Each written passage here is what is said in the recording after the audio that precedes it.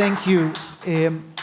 And guys, Mark, I just want you to listen. Really thank you, because you know, how innovative you are, we just saw with the boat, right? But you're innovative in doing that. And the reason that this is very different than other meetings with investors is that, look, we have a big job and we need an army to move things. But sometimes special forces get a lot of things done, and you're creating special forces. By the fact that you're bringing us here, and we're connecting and having dinners together and trips together, we're going to be much better together as a team than just spreading. And this has been working really well. So thank you. Thank you for the people in the hotel. Thank you for the servers that we have that are just outstanding. So I really want to give a call, and maybe join me. And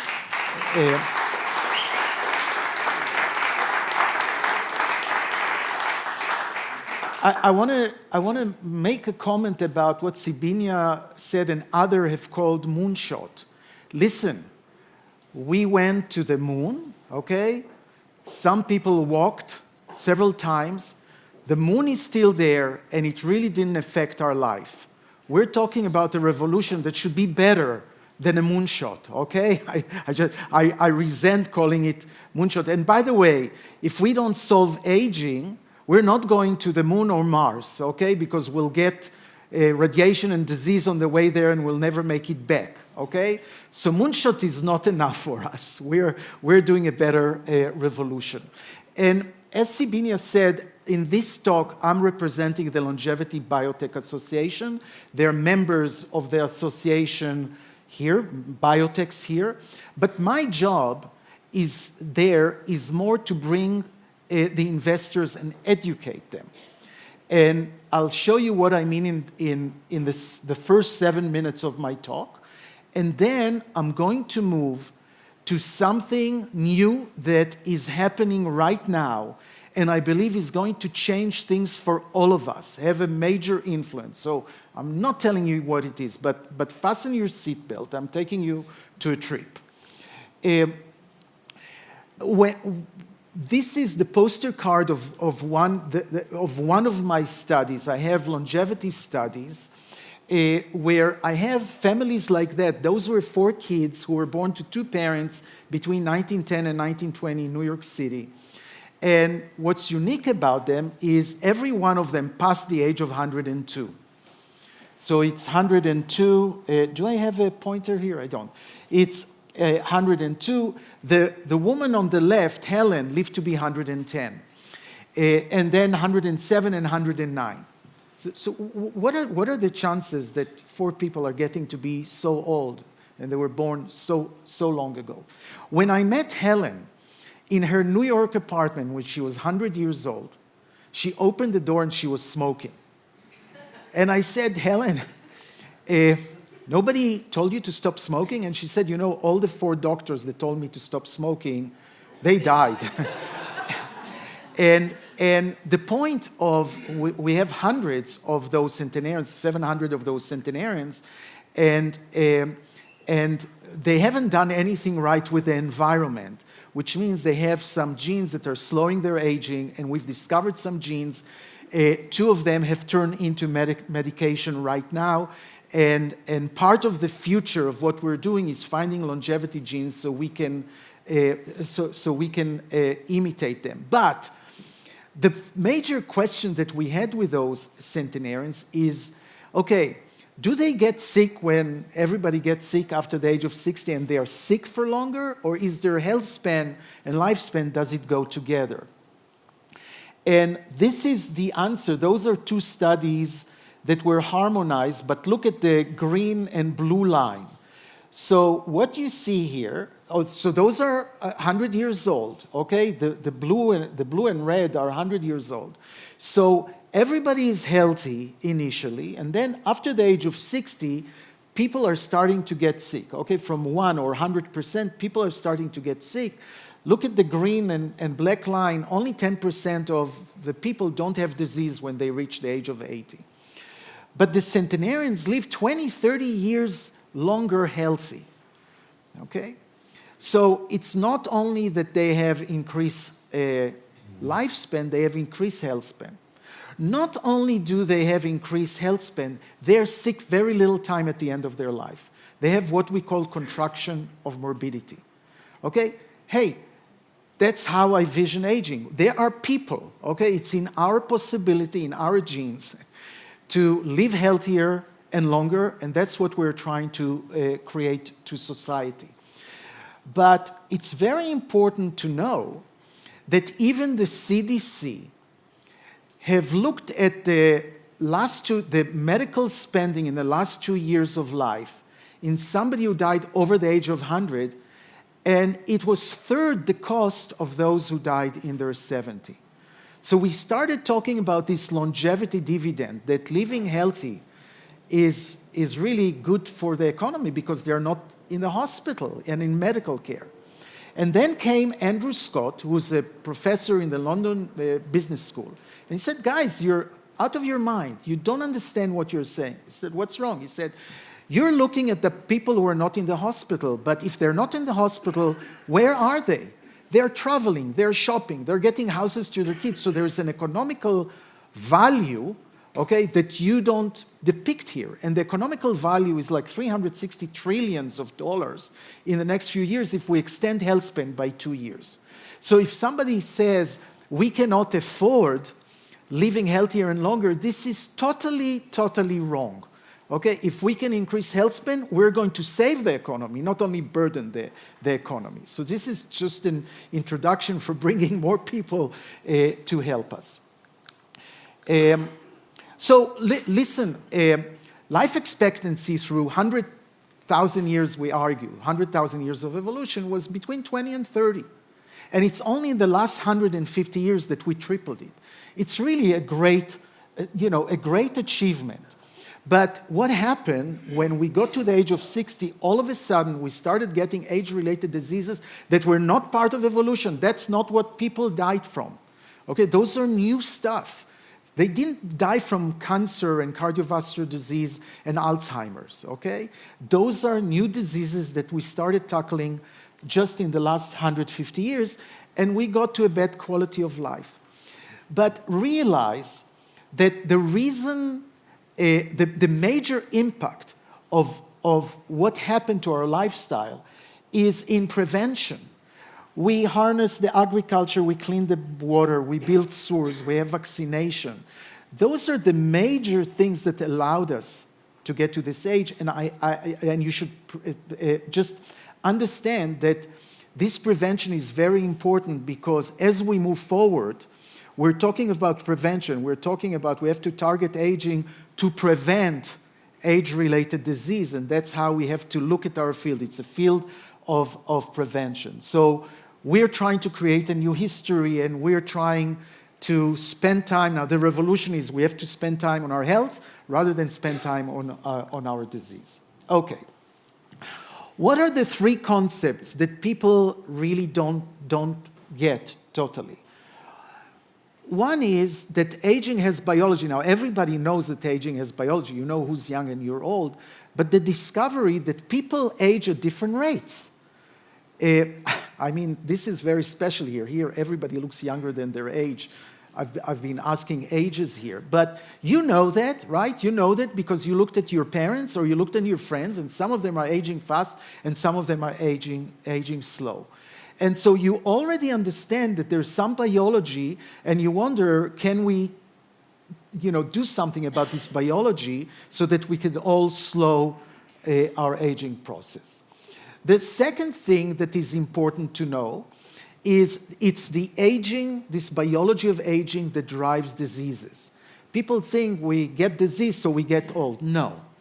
It's the aging process that drives the disease. You can be born with ApoE4 genotype for Alzheimer's. When you're born, and you can be homozygous for that, which means you'll be demented at 60 or 70 and you'll be dead at 80, okay? But when you're born, you're not demented. When you're a year, you're not demented. When you're 10 years, you're not demented. When you're 50 years, you're not demented, okay? You need the biology of aging to bring Alzheimer out. And by the way, a lot of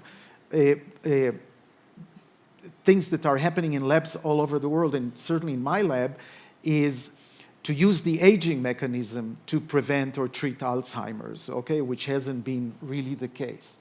So, and I would make the point for every one of the other things. It's aging that drives the disease, and that's why you have to prevent aging before you get the diseases. And second, and you've seen and you heard before, aging can be targeted, aging can be delayed. There are some instances where it can be stopped and reversed, and this is only the beginning.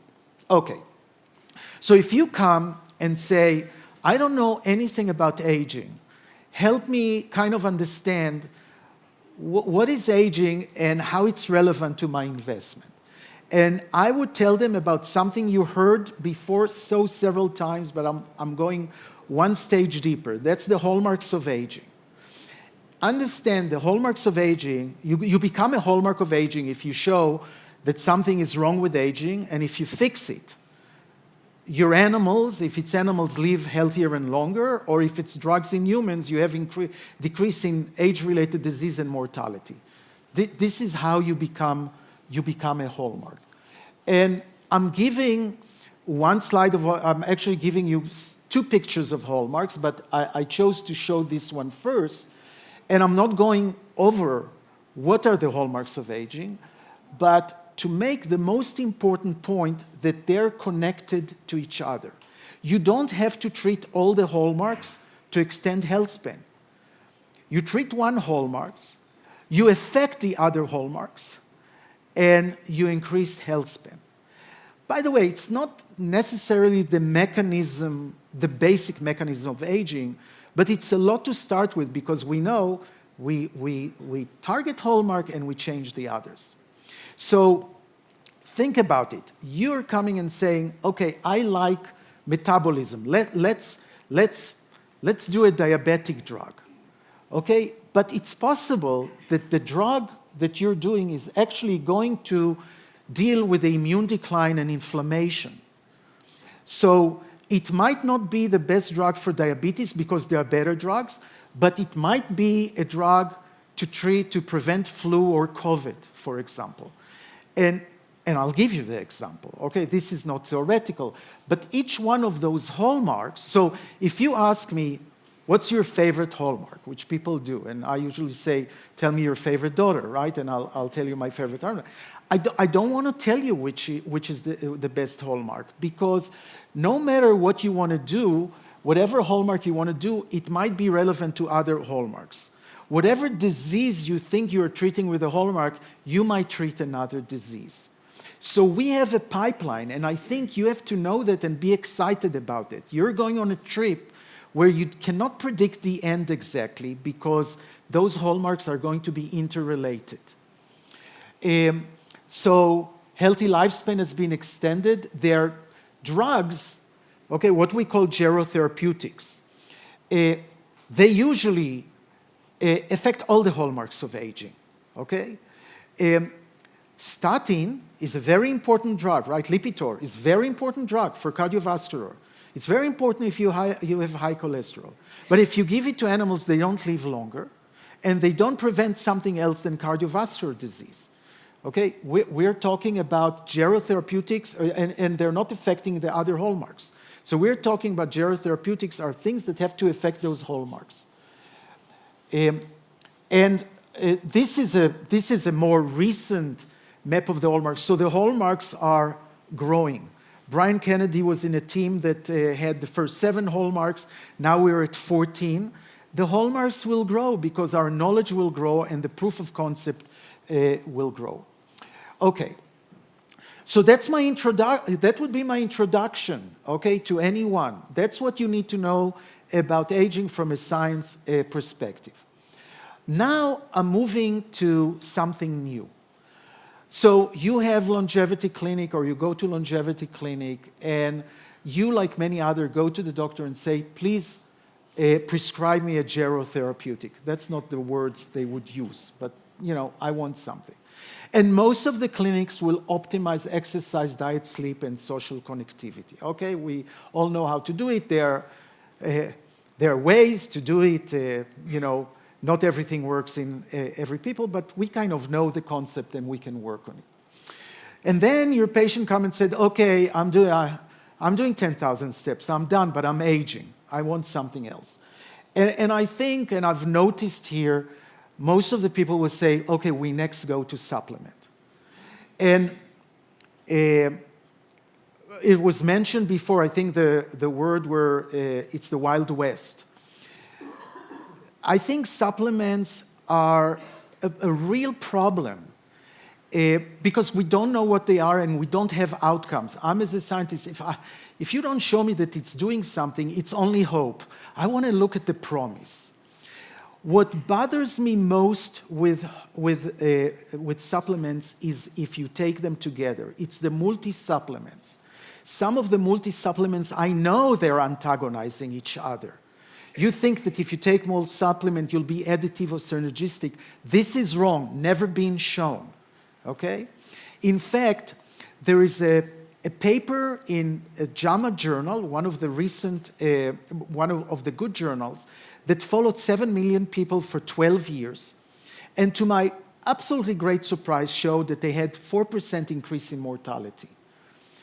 And why it was a surprise? Because people who take supplements are also doing the exercise, diet, sleep, and everything, okay? So the fact that there is a signal with multi-thing means we have a long way to go. What I'm going to propose is something more exciting and more safe. By the way, I just want to end with supplement with one thing. Brian Johnson, what worries me most about him is that he dies, okay? People will say, Brian Johnson died, you think you're going to do something, it will reflect badly on all of us. That's my real fear. So the question is about, do we have drugs that are FDA approved?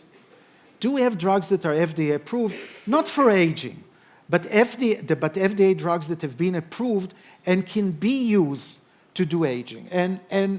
And why is it important to determine? First of all, I would like that when we go out to the public, doctors are in charge, at least initially. With supplements, it doesn't happen, okay? David Sinclair later will sell you a supplement, okay? But you want MDs to be involved. You want to have, if it's FDA-approved drug, it has safety. It has efficacy. And usually those drugs have been around, so you have a lot of data. That's the advantage of FDA-approved drugs. Okay, so let's say there are such drugs. What would we like to show that will convince physicians to prescribe it right now? First of all, we want to have the preclinical part. We want to show that they target hallmarks of aging. We want to know that they extend health span and lifespan in animals, okay? So that it comes from geroscience, okay? And this will be nice, but that's not enough. What you want to show in a clinical study, okay? And I'm talking about hundreds and thousands of people. In a clinical study, is that you give a drug for one disease and you see that it prevents other age-related disease. Second, you want to see that you give this drug for one disease and within short periods of months or years, it prevents not disease-specific mortality, but overall mortality. Okay, and I would argue if you have all those four things in an FDA-approved drugs, this is a gerotherapeutic. And so we started working on this hypothesis a couple of years ago, where we looked at FDA-approved drugs, okay, so two things, FDA-approved drugs, that have shown in at least one study to extend lifespan of animals, okay? This is the criteria. And we try to score those drugs, and we scored them by giving them 6 points for the preclinical and 6 points for the humans, okay? Just to give a balance between geroscience and between the human studies. So in the preclinical, do they change hallmark of aging? Do they increase health span and do they increase lifespan? And in the others is whatever those drugs are for, did they prevent other diseases, and did they prevent overall mortality? And those are the drugs that we have, but I'm going to move away from them. You can see the drugs, you can see the scores out of 12, but I'm moving now to an update. It's still there. I'm moving to an update, okay? So in pink, there are 4 drugs that get between 10 and 12 scores. And by the way, it's not going to stay, it's already not accurate. GLP-1 has been extended in score already. But those are the 4 drugs, SGLT2 inhibitors, metformin, bisphosphonates, and GLP receptor agonists, are all gerotherapeutics, and I'll exemplify that. You notice that rapamycin didn't make it. We don't think that we have enough evidence for rapamycin in the doses that are important to show that they have any effects on some of the things that I'll show you then. I'm not saying that it might not, but we just don't have the data to show that. So those are the 4 drugs. And I want to make this point also. Some of those drugs have been decreasing hospitalization, death, and long COVID. Again, making the point that although some of them are designed for diabetes, they affect immunity. They affect immunity, and maybe they affect the whole body ability to be resilient to a severe disease in the elderly. Okay? But please understand, this is the connection to the hallmark too. This is why you don't know the drug that you're... There are more people who are prescribed metformin for COVID now than for diabetes, okay? But not as many as for aging, by the way. Okay, so let me exemplify what I'm saying. So SGLT2 inhibitors that are the first in line were designed for diabetes, and what you see in a study here, look just at the upper right, when you give it to animals, they live longer. Okay, that's one of the things we wanted. They also affect aging.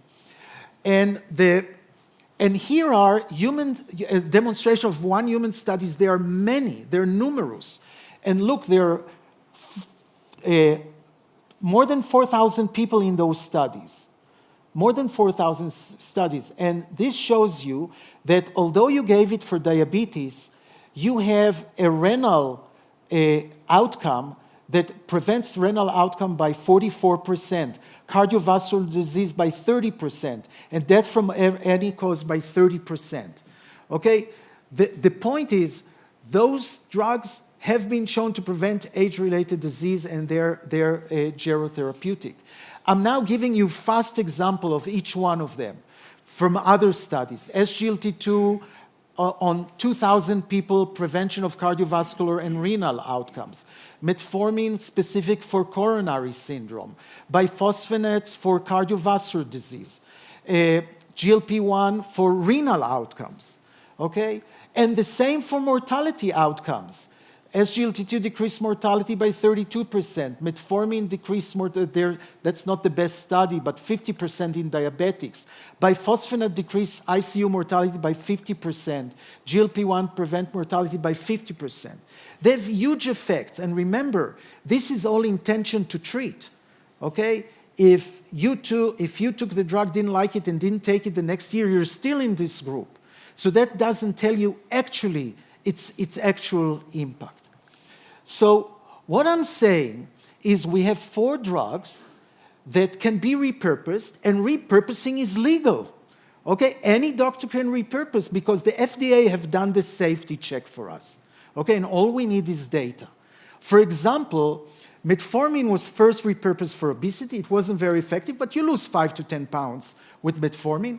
PCOS, polycystic ovary syndrome, it's the main drug of choice. Pre-diabetic have been shown to prevent diabetes. COVID-19, it's shown to prevent COVID-19. So why not use it for aging? So what we are doing now, and that's what we're doing right now, we have a big team, including people in the audience here, that are saying, okay, but for the doctors, we don't just tell them you could use the drug. Let's give them the opportunity to start it safely. So first of all, it's going to be secondary prevention. It's not everybody over the age of 50 taking the drug. It's actually people probably over the age of 60 or 65 that already something happens. They start walking slower, they had a heart attack, they had one disease already. Not terribly sick, but people who started aging. The second is, in all those studies, we can look, when you have a study with 4,000 people, you have also a table showing what happened to people over the age of 65, less than 65, men and women, those with heart disease, not with heart disease. So we're trying to make a list and come up with the best way to treat. So cardiovascular disease will be prevented by all of them, almost equally. But bone loss will be with bisphosphonates, flu prevention by metformin, Parkinson by GLP-1, etc. I'm done. That's my last slide. So this is what we want to do. We want doctors to start prescribing. If we start prescribing, I think Aubrey said it very right. We have to start the public asking us to do it. We have to give the public, and then there will be a pressure. Look, you're thinking maybe, so if you have all those drugs, what do you need us for? But those drugs are going to extend health span by, let's say, 5 years, okay? Our maximum lifespan is 115 years. We die before the age of 80. So there's 35 years that we have to start doing. So 5 years will give you the ability to wait for when there are better drugs, combination of drugs, so we can actually build on our longevity. So if you're an investor and you want a due diligence, come to us, come to the Longevity Biotech. We'll tell you who are the expert. And if you want to come and say, I decided I want to focus on COVID, okay, we'll tell you who are the companies that probably will fit you well. And there are other things that we're doing. So I'm sorry I did over, and I'll stop right now. And thank you for listening, and thank you for joining the Special Forces.